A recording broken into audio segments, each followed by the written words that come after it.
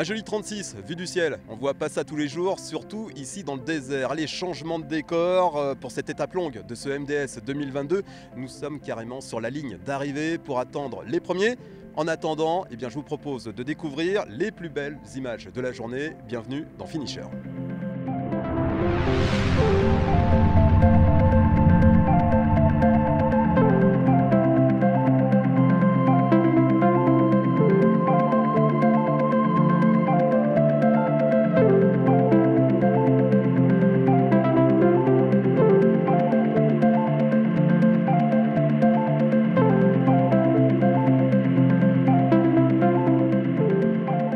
Ce matin, notre team de choc, Denis et Laurent, sont partis sur le bivouac pour rencontrer, comme chaque matin, les concurrents, en l'occurrence des concurrentes.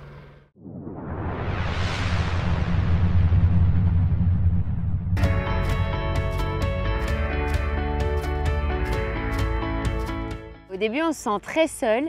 Et en fait, rapidement, on est avec des copains de tente, on fait connaissance, on discute avec tout le monde. Même pendant les épreuves, on arrive un peu à parler à ceux qu'on croise, ceux qu'on double, ceux qui nous doublent. Et il y a vraiment une bonne ambiance, on arrive vraiment à discuter avec tout le monde de tout. Donc on fait facilement des rencontres, même en connaissant personne. Une fois que le rythme est pris, en fait, généralement, on recroise tout le temps les mêmes au checkpoint, à l'arrivée. Donc c'est plutôt agréable quand on sort d'étapes difficiles comme celle d'hier. C'est vraiment ce qui nous sauve.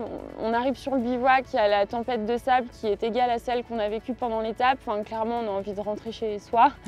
Et le fait de retrouver des gens qui ont été dans la même galère et avec qui on peut partager tout ça, ça vous remonte vraiment le moral. Donc ça, c'est hyper important. L'entraide et la solidarité, c'est un maillon nécessaire de la réussite, je pense, de ces épreuves. On a tous des histoires et on vient tous chercher quelque chose de différent, mais on est tous dans la même galère. L'épreuve, on la vit ensemble, on a tous fait le même nombre de kilomètres, on a tous subi le vent d'hier, on a tous subi les 33 degrés d'hier, donc il n'y a pas de supériorité ou d'infériorité, on est tous dans le même bateau et on avance ensemble. Complètement. Oui, quand vous vous couchez, que vous êtes sale, que vous ne pouvez pas vous laver parce qu'il y a trop de vent, que si vous vous mouillez, vous reprenez tout le sable, les barrières tombent là, il n'y a plus de... Tu pues autant que ton voisin, tu partages.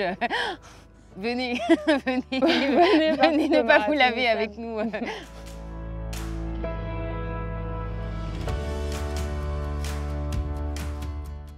Certains vont se souvenir longtemps de ce réveil sur le marathon des sables. Allez, ils s'appellent Nicolas et Émilie. Ils sont mari et femme dans la vie, mais là, ici, ils sont compagnons d'aventure.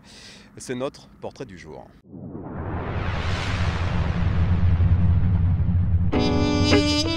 C'est une course qui a vraiment changé ma façon de voir ma pratique de la course à pied et même un peu ma façon de vivre. J'avais envie d'y retourner et pas tout seul, donc proposé à Émilie, elle a accepté, donc elle a décidé de venir vivre l'aventure à deux. Moi j'ai rien regardé, je suis Nico, je suis la tendance et puis en me disant que ça va le faire. J'ai pas stressé du tout depuis la préparation jusque-là. J'ai hâte de commencer en fait. Moi je suis content du parcours parce que je sais à peu près où on va passer et je suis vraiment content parce qu'il y a vraiment des points de vue qui vont être vraiment dingues. Ouais. C'est pour ça qu'on est là. Sur le terrain, c'est pas forcément évident quand on vient d'une région où on n'a pas de sable et même si on avait du sable, on aurait du mal à trouver le même piscine de toute façon. En fait, on a réussi à monter une tente sans le savoir avec une équipe superbe, des gens formidables et même tout ce qui est organisation, c'est... C'est l'esprit MDS. Et ça c'est top, ouais. On est aussi là pour ça, c'est de vivre sur le bivouac. Les copains, la vie ensemble, c'est vraiment ce qui rend cette course unique, quoi. Hors de question qu'il me quitte.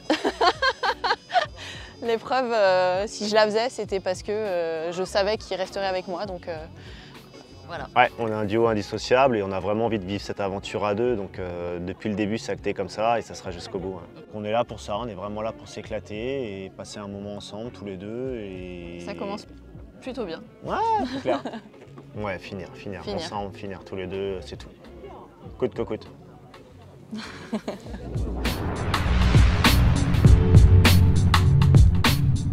Et en cette étape de légende, je vous propose tout de suite de rencontrer les maîtres du temps, c'est-à-dire ceux et celles qui sont derrière les chronos. À mes côtés, Malika. Bonjour Malika. Bonjour. Alors, est-ce que tu peux nous dire quel est ton rôle ici? Alors notre rôle, en fait, en plus du chrono électronique qui assure tout le long de la course les classements, c'est notre présence à la banderole. Et surtout, notre responsabilité, c'est que tout le monde rentre à la maison. Voilà. Alors on est prêt à attendre des heures et des heures, mais s'assurer vraiment que tout le monde rentre en bonne santé à la maison.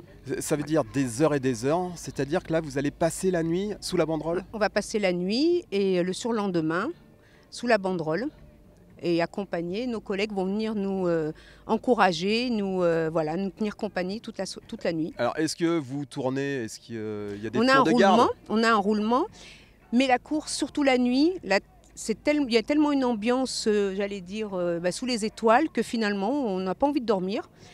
Et on reste toute la nuit. Les coureurs viennent nous tenir compagnie avec leur sac de couchage. Et ils nous tiennent compagnie en fait sous la banderole également. Et puis nous racontent un peu pas leur vie, mais en fait le pourquoi du MDS. Et qu'est-ce qui les pousse en fait à venir Et relever le temps de chaque athlète, notamment les élites. Est-ce qu'il y a une petite dose de stress pour ne pas se tromper? Il y a une dose de stress parce qu'on sait que derrière eux, ils ont déjà leur chrono, leur propre chrono. Depuis quelques années, en fait, on n'a pas le droit à l'erreur. Et dans les premiers, en fait, la moindre seconde, c'est joué, en fait. Donc voilà, peut se jouer à la moindre seconde. Et on a vu ça, en fait, hier, entre Aziz et Mohamed. Ouais, voilà, c'était voilà. Okay. Bah, merci beaucoup. De rien. Malika. Allez, merci à vous. On va te laisser tout de suite aller à ton poste pour passer. Donc on va te dire une bonne nuit. Merci, vous aussi. Merci beaucoup. Ça va aller, hein. Allez, sans eux, pas de MDS. Hein. Je veux bien sûr parler des bénévoles. Aujourd'hui, la star du jour, c'est Meheza. Je peux vous dire que lui, c'est l'ambianceur des CP.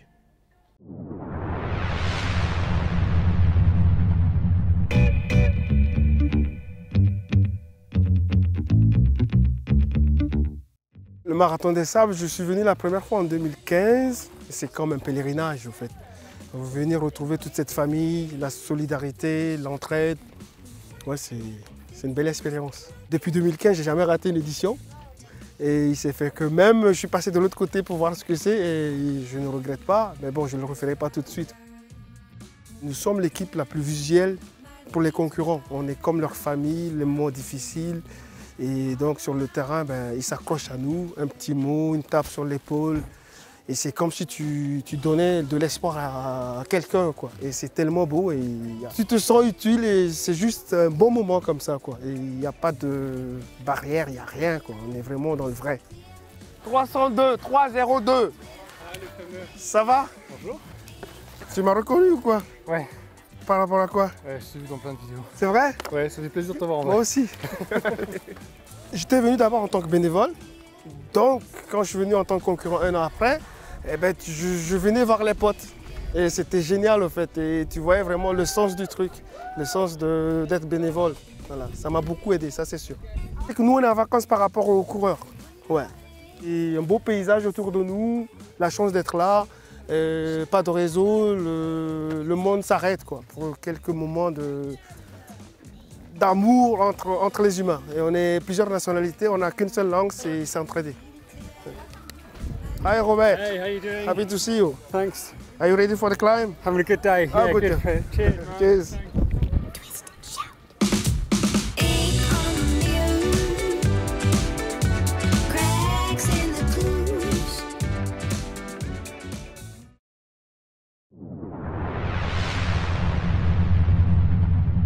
L'expert des étapes vient de faire son entrée. Salut Manu.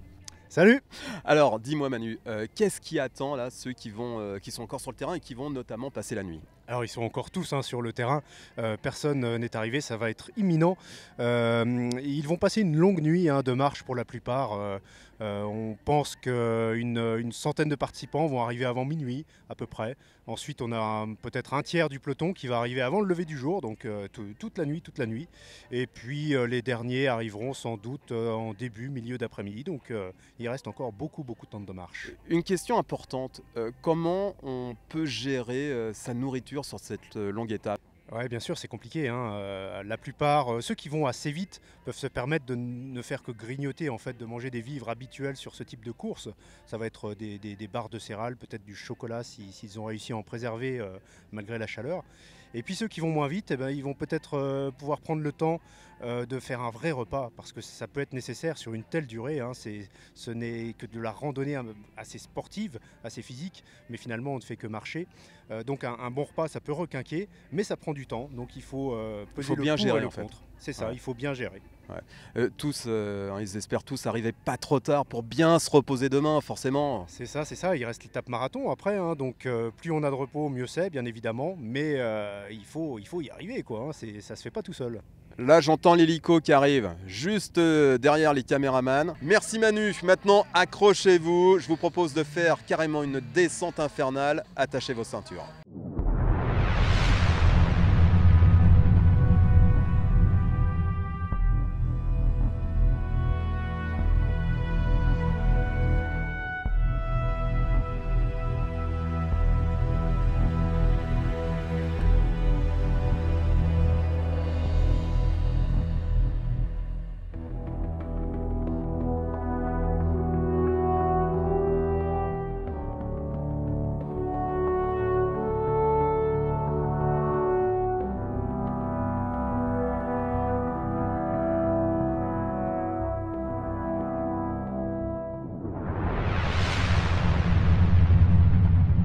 L'acteur du jour, c'est le vainqueur du jour, Rachid El Morabiti, en 7h26 et allez, 44 secondes. Pour toi Rachid, comment s'est passée cette étape longue?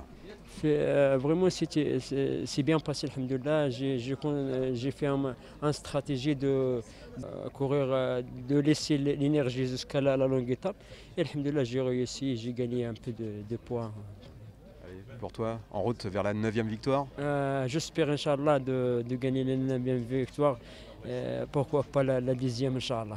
L'autre acteur du jour, c'est Mohamed El Morabiti, le frère de Rachid. Il termine 2e. Vraiment, je suis très content pour cette étape. C'est l'étape marathon. C'est un peu difficile. On a fait un stratégie avec mon frère. Alhamdoulilah, on a réussi. Et c'est Aziz Yachou qui monte ce soir sur la 3e marche du podium de ces 85 km, l'étape longue du Marathon des Sables.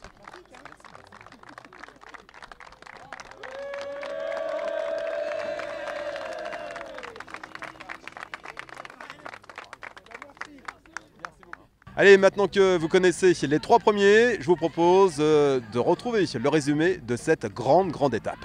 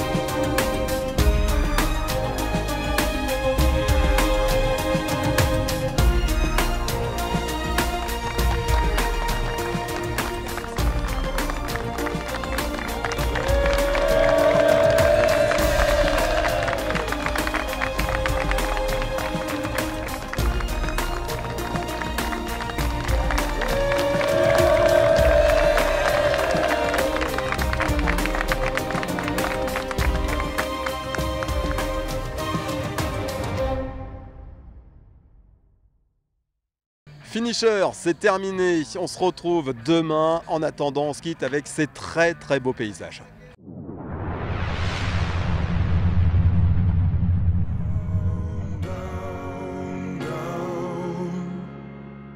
Down.